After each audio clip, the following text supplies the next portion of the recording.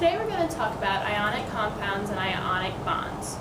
First, what we need to do is talk about our different ions. So, ionic compounds are composed of cations and ions, which are our metals and our nonmetals, and these compounds are always going to be neutral. So, ionic bonds are the electrostatic forces that hold ions together in ionic compounds.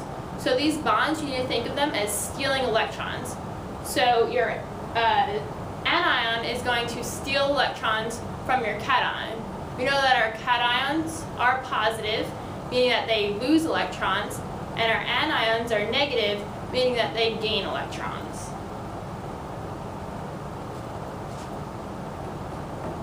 Also, what we need to be aware of is that ionic compounds dissociate, which means come apart, in water. So if you think back to the lab that we did for d orbitals, when I showed you how different cations form different colors, it wasn't actually just the cation that was in the water. We put a compound in the water that was an ionic compound, and it came apart in the water. So some properties of ionic compounds. They're solid crystals, so think of salt. That's a crystal, and it's an ionic compound. They have high melting points, and they can conduct electricity current only when they're melted or dissolved in water. Okay, so now we're going to talk about naming. First, we're going to worry about naming cations. So cations are our positively charged ions, and the way that you name them is you just say the name of the metal, followed by the word ion or cation. So here, we have sodium plus. So the answer here would be sodium ion or sodium cation. That's how we would name them. Here, magnesium, Mg2+. It's an ion, so we would name it magnesium.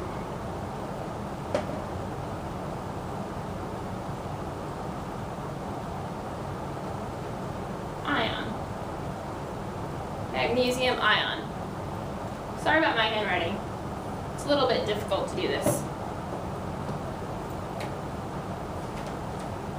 Okay, now let's talk about anions. So those are negatively charged ions. We start with the stem of the element, and then we end it with the ending "ide", I-D-E. So for fluorine, if it's in the anion form, it would be known as fluoride.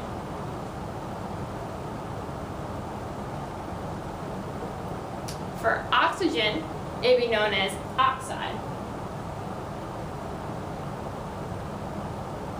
And for sulfur, it would be known as sulfide.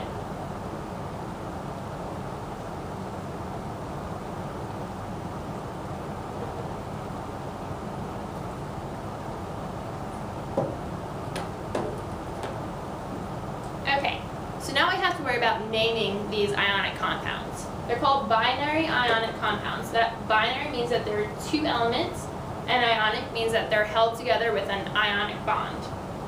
So any ionic compound needs to be composed of a metal and a nonmetal, and its overall charge will be neutral. In order to name these ionic compounds, first you're going to say your cation name, and then you're going to say your anion name.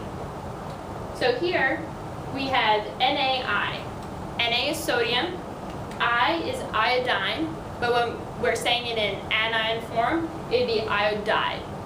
So sodium iodide.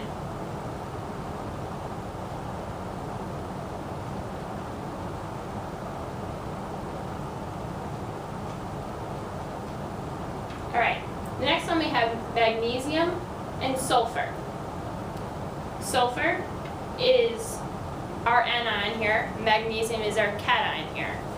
So this answer would be magnesium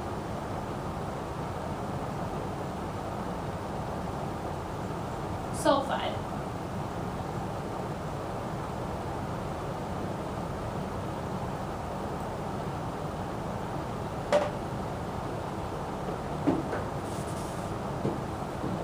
Okay, so now that we're able to name them, we need to be able to go from the name to the written formula.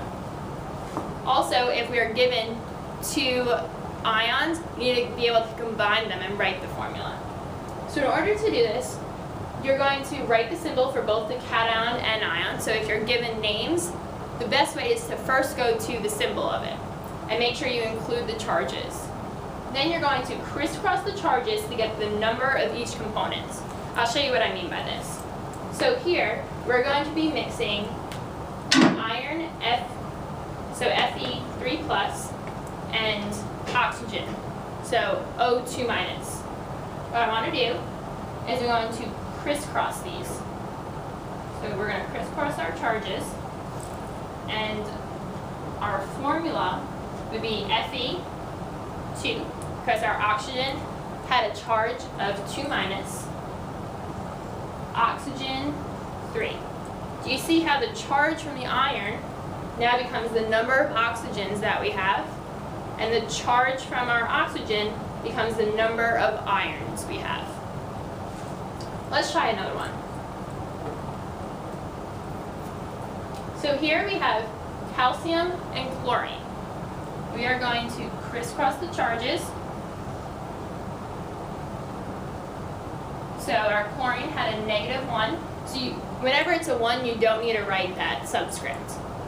So calcium is just going to have a 1, and a chlorine is going to have a 2, because our calcium had a charge of 2+. Alright, now for calcium nitride. First thing that I would always do is write down what my ions are. So calcium, Ca2+. We know that it's a +2 charge because it is in the second group in the periodic table. And then nitride would be N3- because it is in the third group over from the noble gases.